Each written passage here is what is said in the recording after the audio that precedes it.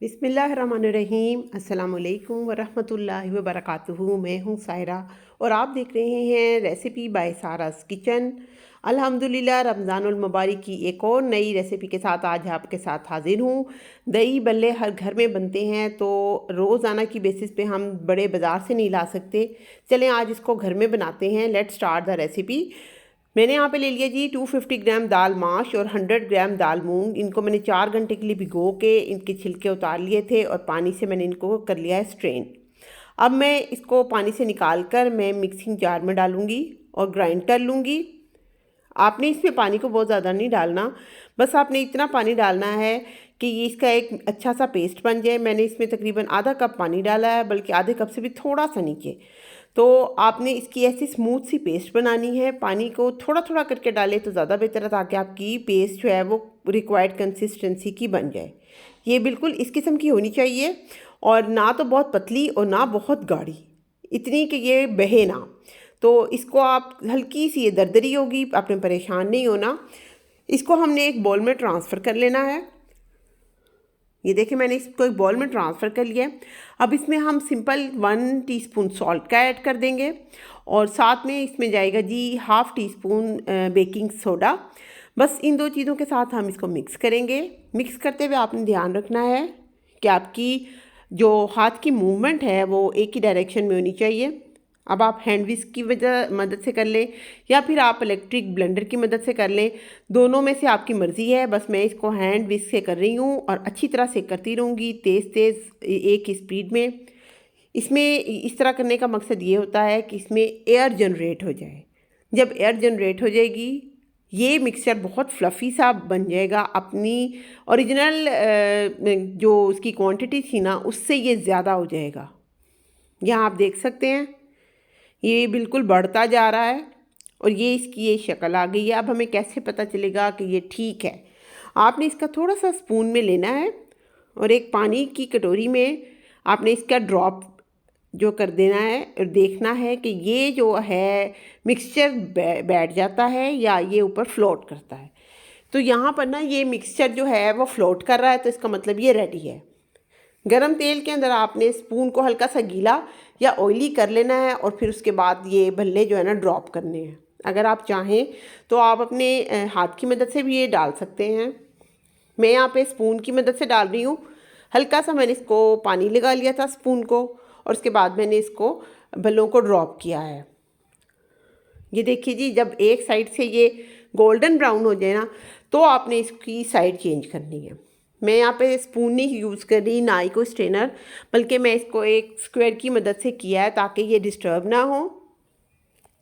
जब ये अच्छे से गोल्डन ब्राउन हो जाए तो आपने इनको निकाल लेना है। बहुत बेहतर है किसी छलनी के ऊपर रखें, चाबी के ऊपर रखें, सुराखों वाली चीज़ के ऊपर इनको आपने निकाल के रखना है, ताकि इनका एक्सेस ऑयल भी रिमूव हो जाए और ये ठंडे भी अच्छे से हो जाए। इसकी सबसे अच्छी टिप जो आपको बताने जा रही हूँ, रूम टेम्परेचर के ऊपर आपने 3 से 4 घंटे के लिए इसको आपने अच्छे से ठंडा करना है, और फिर जितने इस्तेमाल करने हैं वो निकाल के बाकी के आप इसको ज़िप लॉक बैग के अंदर डाल दें, और फिर इसको आपने बंद करके अच्छे से आपने फ्रीज़र के अंदर रखना है, फ्रिज में नहीं रखने। उससे ये होगा कि आप जितने दिन चाहेंगे ना आप इसको इस्तेमाल कर सकेंगे। बस निकालने हैं आपने इस्तेमाल से पहले, और उसके बाद आपने गर्म पानी में हल्का सा नमक डाल के इसको स्पॉन्ज कर देना है। अच्छे से इसको आपने डिप करना है और फिर निचोड़ लेना है। तो ये मैंने पैक कर दिए हैं। बाकी के जो मुझे इस वक्त इस्तेमाल के लिए ज़रूरत है वो मैंने अलग कर लिए हैं। ये देखिए जी, इनको मैंने पानी के अंदर डिप कर दिया है। थोड़ा सा नमक और ये ल्यूकवार्म वाटर है, जिसमें मैं इनको तकरीबन 10 मिनट्स के लिए रखूँगी, और इसको ऊपर से मैं कवर कर दूँगी। तो यहाँ पर इनको हम छोड़ देते हैं पानी में, और हम अपने दही की प्रिपरेशन करते हैं। आधा किलो मेरे पास यहाँ पर दही है। इसमें मैंने तकरीबन 2.5 से 3 टेबलस्पून चीनी ऐड की है, और उसको मैं अच्छे से मिक्स कर लूँगी ताकि चीनी से ये मीठा हो जाए। और दही ऑलरेडी मेरा ठंडा था, तो अगर ठंडा ना हो तो आप इसको फ्रिज में रख के ठंडा कर लें। यहाँ पर मैंने दही को बोल में डाल दिया है। एक लेयर अच्छी सी इसकी लगा दें, दीवारों के ऊपर भी इस तरह से स्प्रेड कर दें। उसके बाद आपने जो दही बड़े बनाए हुए हैं उनको पानी में से निकाल के अच्छे से प्रेस कर लेना है, और उसके बाद आपने दही में इस तरीके से लेयर बिछा देनी है। यहाँ पर मेरे पास कटा हुआ प्याज है, धनिया है, टमाटर है, और कोई भी सैलड आप डालना चाहें आप इसके ऊपर स्प्रिंकल कर दें। चाट मसाला डालें और उसके बाद दोबारा से दही की एक लेयर लगा दीजिए। दही बहुत अच्छी क्वालिटी का है मेरे पास, आप भी कोशिश कीजिएगा अच्छा थिक दही लें और उसको बहुत अच्छा सा फेंटें, ताकि उसके अंदर कोई भी जो है ना वो लम्स ना रहे और वो दही बिल्कुल क्रीमी फॉर्म में आ जाए। उसके बाद आपने दोबारा से दही बल्ले ऊपर डाल देने हैं और इसके ऊपर फिर हम वही लेयर रिपीट करेंगे। सैलड डालेंगे, प्याज का जायका बहुत अच्छा लगता है इसमें, सब्ज़ धनिया पुदीना कटा हुआ बहुत ही शानदार लगता है, और सबसे ऊपर हमने दही अच्छा सा खूब सारा डाल देना है। ये मीठा मीठा जो दही है इससे बहुत अच्छा टेस्ट इसका डेवलप हो जाता है।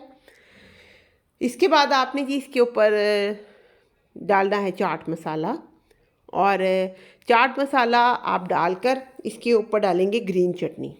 ये भी अभी मैंने ताज़ी बनाई है धनिए पुदीने और सब्ज़ मिर्चों से, तो ये आपने इसके ऊपर अच्छी से डालनी है क्योंकि इसका टेस्ट बहुत ही इन्हांसिंग होता है, बहुत मज़ेदार लगता है, और वैसे भी ये रिफ़्रेशिंग भी है, तो रोज़ों में ये बहुत अच्छा लगता है।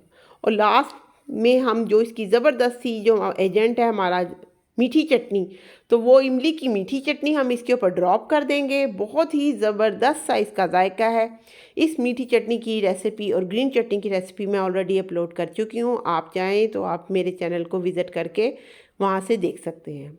तो लें जी, अगर आपको रेसिपी अच्छी लगी हो तो रेसिपी को लाइक ज़रूर कीजिएगा, चैनल को सब्सक्राइब ज़रूर कीजिएगा और बेल आइकन को प्रेस कर लीजिएगा। Keep watching recipe by Sara's kitchen. आप लोगों के प्यार, आप लोगों की अप्रिसिएशन का बहुत बहुत शुक्रिया। मिलते हैं नेक्स्ट वीडियो में किसी अच्छी सी रेसिपी के साथ। तब तक के लिए अपना बहुत ख्याल रखिएगा। अल्लाह हाफिज़।